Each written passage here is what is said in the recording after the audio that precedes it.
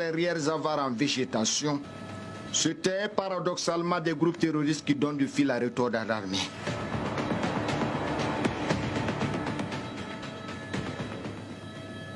Le canon bien tendu, le paracommando scrute le moindre mouvement suspect.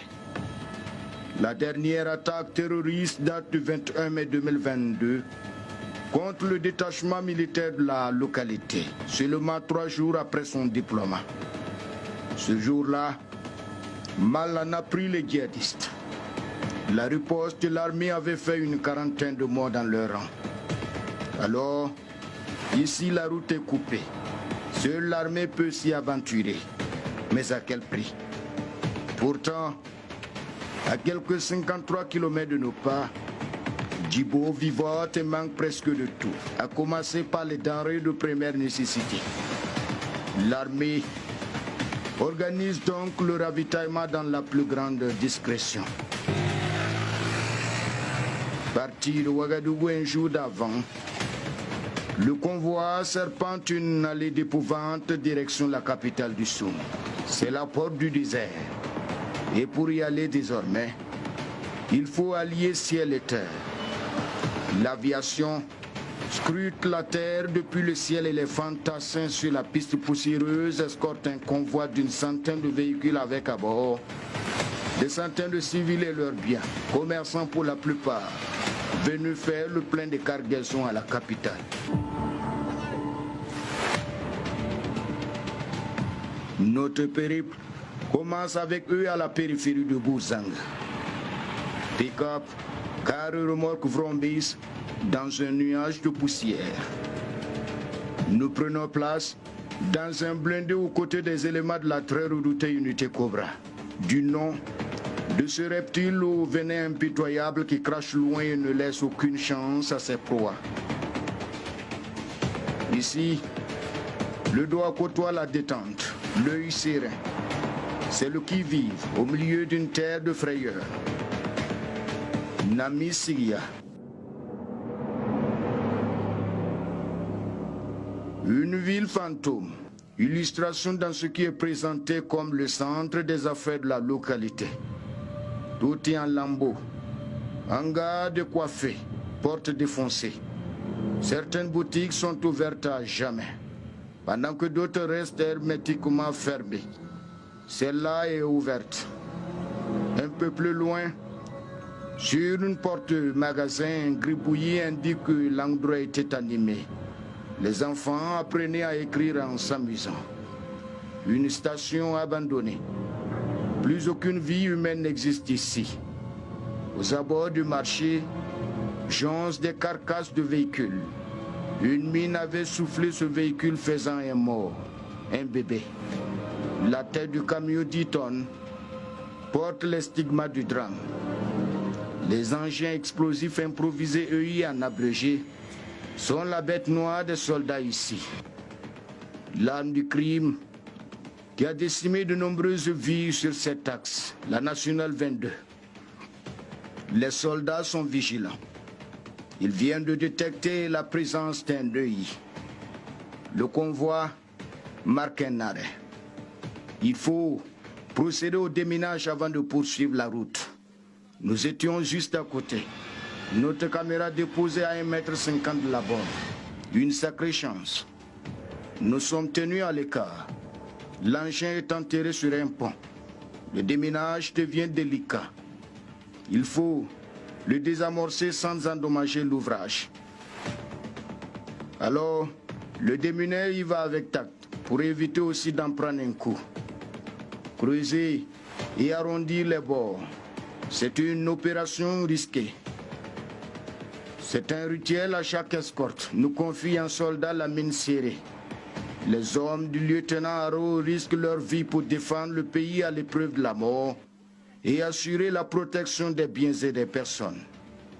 Après une heure de travail de fourmis et acharnés, la mine est détruite. Le danger est écarté. La tension baisse légèrement.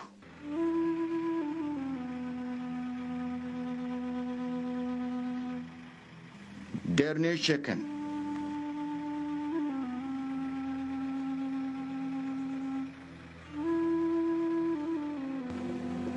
Et le voyage peut continuer, mais à pas lent, entre crevasses et monticules. Chacun retient son souffle. Des deux côtés de la route, les marques de la colère des groupes armés. Le poste de gendarmerie de Namesigia saccagé. Ces poteaux électriques détruits se comptent par dizaines. Certains sont inclinés, d'autres couchés. Les fils traînent par terre. Ils portent tous la signature des terroristes. C'est à pas de tortue que nous avançons. Plus de 2 heures pour parcourir à peine une dizaine de kilomètres. Il faut s'arrêter à chaque indice de présence d'engins explosifs. Rien à signaler par-ci. Le convoi continue sur bonne escorte, côtoyant des cratères aux abords de la chaussée. Ces trous, comme celui-là au pied d'un baobab, sont légion sur le trajet. Un cauchemar devenu la marque indélébile des djihadistes qui ont sémé la mort par là. Dans cette forêt de désert, le danger est tapis et peut surgir à tout moment et de nulle part. Nous sommes particulièrement sur une zone d'embuscade.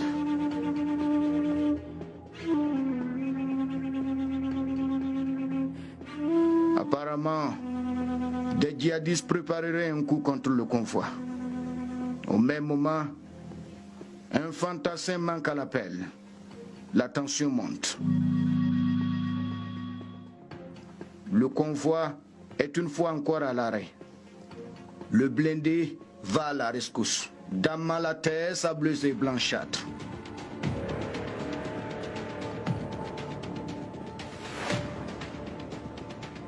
Un quart de tour. Et le véhicule revient sur ses pas. Les soldats aussi regagnent leur position avec une prise. 2 fillettes extirpées des buissons derrière un troupeau de bœufs. Situation bien curieuse pour des enfants de cet âge à cet endroit dangereux et abandonné depuis quelque temps. Les militaires ont eu le nez creux. Si vous rencontrez quelqu'un ici, soit il est militaire, soit il est djihadiste. Tout le monde est parti. Confidence d'un soldat aguerri, Kalash au poing. Il se pourrait que ces enfants soient liés à des éléments de groupes armés. Peut-être ceux qui s'apprêtaient à attaquer le convoi. Rien de moins sûr. Quelques minutes d'interrogatoire. Hors de notre caméra, un soldat va les ramener à l'endroit où elles ont été retrouvées. Gaskinde, 30 km de Djibo. Ici, les groupes terroristes ont sévi, obligeant la population à vider les concessions. Plusieurs personnes y ont perdu la vie. Zigzagant, nous voyons hors de la chaussée la carcasse carbonisée de véhicules de l'ancien député maire de Djibo, enlevé par des hommes en armes le 20 mai 2019. Son corps sans vie avait été retrouvé quelques jours après. Plus tard, le 15 août 2020, le grand imam de Djibo, 73 ans, mourait dans les mêmes circonstances, non loin d'ici. Nous entrons donc dans l'une des zones les plus dangereuses du Sahel. Des véhicules calcinés donnent le visage d'un décor de guerre dans un village solitaire. En face, de l'autre côté de la route, rien que des maisons vides, abandonnées. Des logis dangereux pour notre convoi. Les fouiller est aussi suicidaire que passer à côté. C'est donc une mission périleuse que conduisent les forces armées sur ce sentier truffé d'obstacles. Ici, le bitume est un luxe. La plupart des ponts sur l'axe ne tiennent plus. Beaucoup ont été dynamités. De quoi rendre l'avancée des convois de ravitaillement encore plus complexe. Sans compter les explosifs et les risques d'embuscade. Il faut alors redouter les pannes. Nous venons d'enregistrer une première. Une moto est embarquée.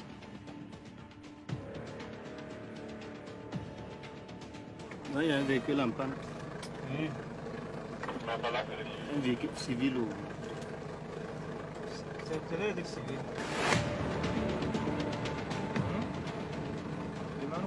Plus loin, une deuxième panne est signalée. Cette fois, c'est un véhicule à l'arrêt, à la queue du cortège, à plus d'1 kilomètre. La marche s'arrête. À moto, nous faufilons entre les autos et motos pour y retourner. Certains passagers profitent des quelques minutes de pause obligés pour souffler, d'autres pour prier. Dans ce lieu, les esprits sont à l'invocation. Le destin est suspendu. Ici, on fait des réglages. La génuflexion par là et la prière.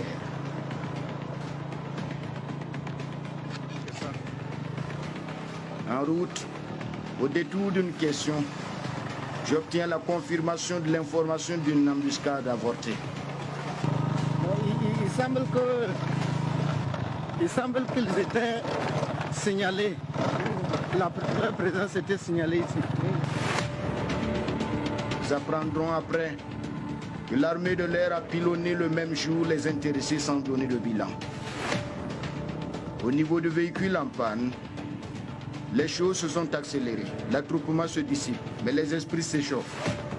Le conducteur fait les derniers tours de vis sous le feu des critiques.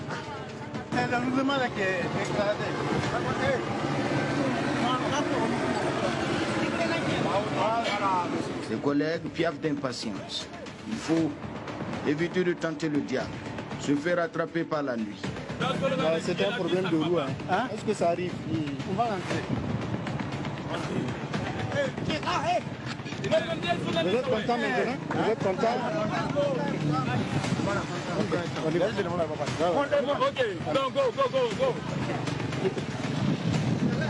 Déjà, plus de 6 heures que nous roulons sous un ciel sévère. C'est la canicule. Plus de 40 degrés dans le ventre du blindé. Une chaleur infernale sous les plaquettes de fer. 11,5 kg de la tête aux épaules. La faim se fait sentir. Du biscuit pour tenir le coup. Du biscuit, hein? Quoi? Nous sommes aux portes de Mentaou. Les premières habitations montrent le visage d'un village défiguré, meurtri. La localité a abrité le site des réfugiés venus du Mali avant de sombrer dans le chaos. C'est la bourgade martyre d'une guerre insurrectionnelle. Mentaou est aujourd'hui en lambeaux.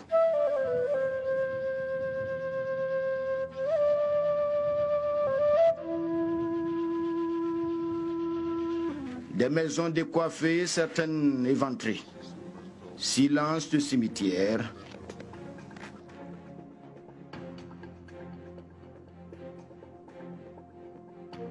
Plusieurs militaires et policiers y ont perdu la vie en sautant sur des mines. Celle-là n'a pas fait de victimes. Elle a été désamorcée au passage d'un convoi. Les traces des djihadistes. Le poste de police de Mentaou attaqué à la roquette en septembre 2017. Beaucoup de dommages. Et la question, combien de temps faudra-t-il pour ramener la quiétude dans ces ruines solitaires? Nul ne sait.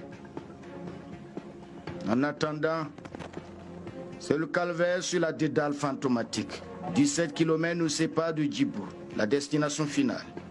17 km de douleur, 17 km d'incertitude. Ici, tout peut basculer, même à l'entrée de la vieille ville de Soum. Ici, des panneaux indiquent des actions du gouvernement pour soulager les victimes du terrorisme. C'était avant que la métastase n'ait atteint les limites de Mentaou. Une goutte d'eau dans un océan de besoins pour le développement d'une localité où l'absence de l'État avait toujours été décriée. À commencer par la route. Même déviée, elle reste impraticable. Crues et ravins rendent la progression des convois difficile. Ici, les soldats font un travail de génie. Armes en bandoulière et le poids de l'accoutrement, ils comblent à main nue les trous pour éviter au convoi des embourbements. L'autre bête noire des voyageurs sur cet axe.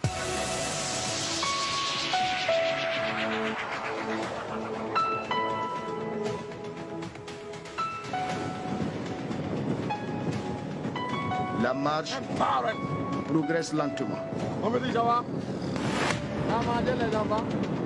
La canicule fait son effet, mais les arrêts sont conditionnés. De l'eau pour étancher la soif. C'est la course contre la montre.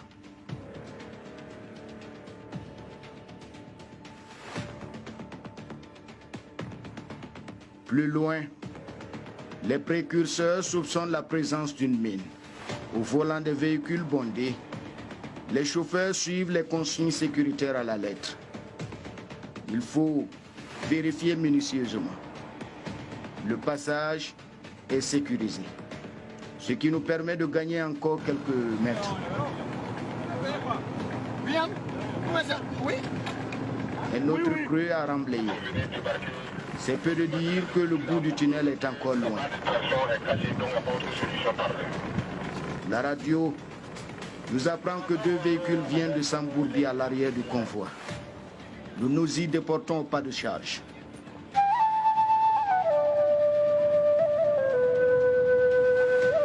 La hauteur de l'épreuve qui vient de frapper le convoi. Elle les pioche pour aplanir le sentier et libérer les roues immergées.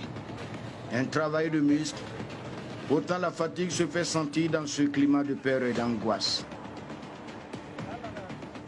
On veut tirer ça, c'est foncé quoi, on veut tirer ça parce que la route n'est pas bonne quoi. Et puis c'est tellement foncé, comme la pluie est venue, c'est à cause de ça quoi. On veut tirer ça à cause de ça quoi.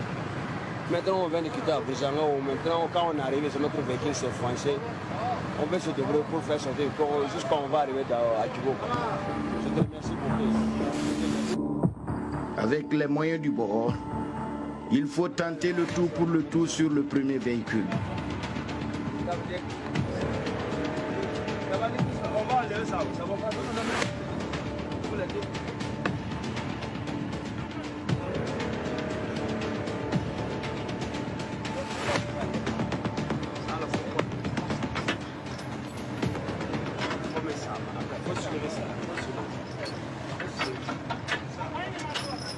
C'est comme ça tous les jours?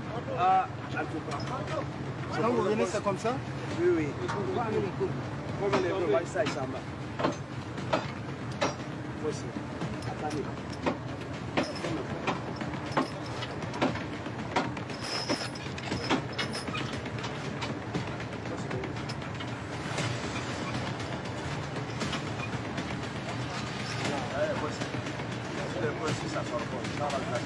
Combien de temps durera cette corvée en plein no man's land?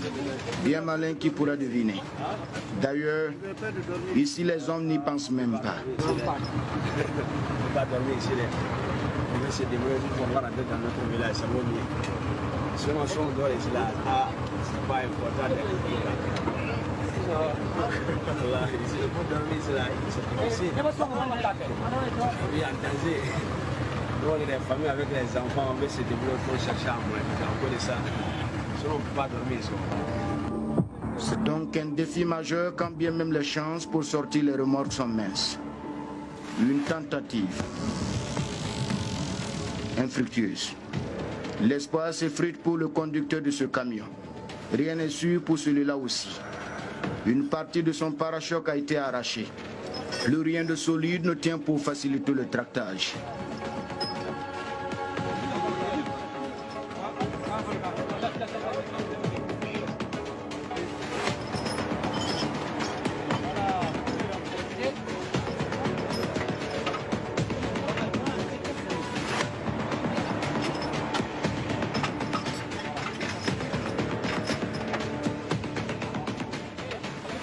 C'est le travail en communauté, la galère partagée, une solidarité agissante. Les militaires s'y mettent à fond, des hommes qui font du tout.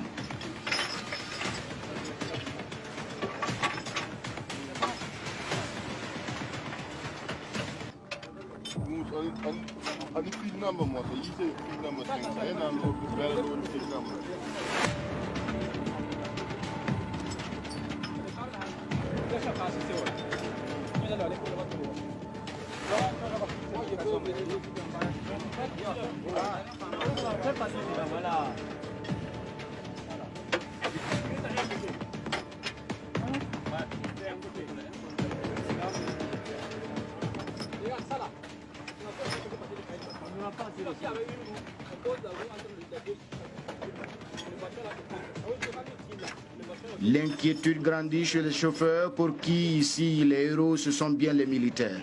Ils représentent l'espoir et la fierté de toute une ville, Djibo. Sincèrement, c'est bien. Nous rendons grâce à Dieu et nous félicitons les militaires. Les chauffeurs ici apprécient l'escorte. Le problème, c'est l'état de la route. La route n'est pas bonne. Mais cela n'est pas de notre faute, ni la faute des militaires.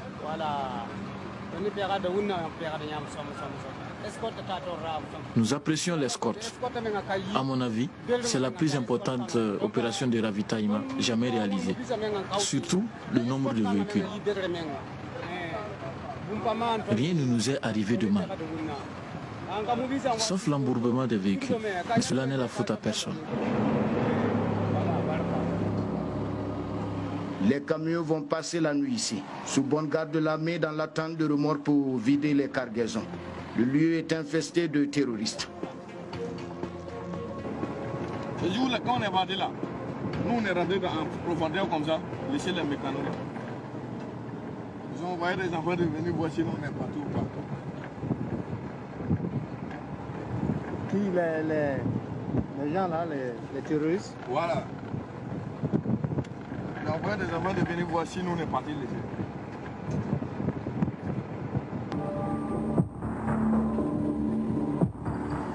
Le soldat parle de ce cas. Stationné pour cause de panne, quelques minutes ont suffi aux djihadistes pour l'incendier.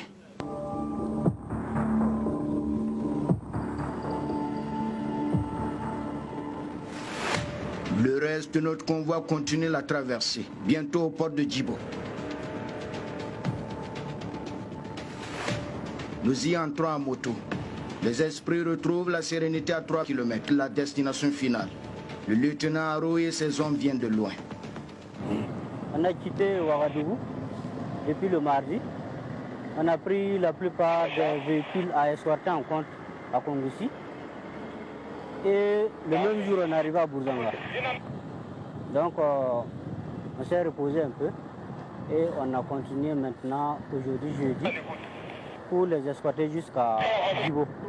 Bourzanga-Djibo, 53 km. C'est un parcours de 10 heures à l'assaut de 1001 difficultés. Et les hommes de l'unité Cobra ont allié endurance et professionnalisme pour gagner le pari. Voilà, les difficultés sont beaucoup liées à l'état de la voie et l'état également des véhicules escortés qui ne facilite pas souvent la tâche parce qu'il y a beaucoup de véhicules qui ne sont pas très bien en état. Et donc, à tout moment, on est obligé de faire des arrêts pour les sécuriser, pour qu'ils fassent des réparations. On a pu déterrer un IED en Amsidia. Voilà, c'était très compliqué de désactiver parce qu'en réalité, c'était collé à un pont. Il fallait faire très attention pour ne pas détruire le pont en même temps. Parce que si on détruisait le pont, voilà, ça allait nous compliquer la tâche pour le passage des véhicules.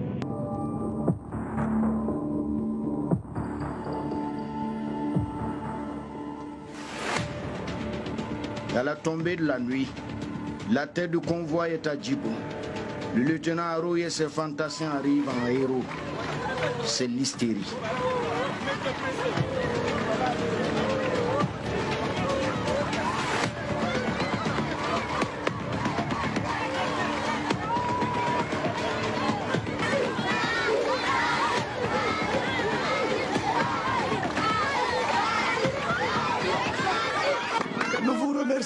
Merci à Dieu, merci aux autorités. Que Dieu protège le pouvoir, que Dieu fortifie le pouvoir. La joie d'un vieillard décomplexé au milieu de ses petits-enfants pour célébrer le bon boulot de l'armée. Il faut bien prendre de la hauteur et le risque pour s'exprimer publiquement. En effet, la troupe pense que pour vaincre l'île terroriste, il faut un mental de guerrier, mais au-delà, il faut prendre la hauteur. Parce qu'ici, comme ailleurs, certains estiment que l'État a abandonné les siens. Pourtant, les hommes entrahis n'ont pas du tout rengainé. Au prix de leur vie, ils traquent l'ennemi. Au-dessus de la vieille ville du Somme, nous repartons avec un ressenti, celui d'une peur inouïe après un voyage au cœur du Sahel. Et une question trotte les lèvres. De quel esprit disposent les hommes au front pour dompter cette peur quotidienne et continuer la reconquête des territoires qu'occupent les fondamentalistes religieux?